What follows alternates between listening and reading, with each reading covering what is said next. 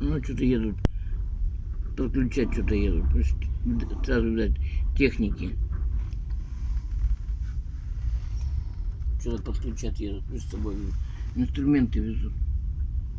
Лопатка. Лопатка. Нам когда техники приезжают, тоже так же подключают с инструментами. Да как в том году парни-то ехали тоже. У них все было брошено. Может и будут здесь связь подключать.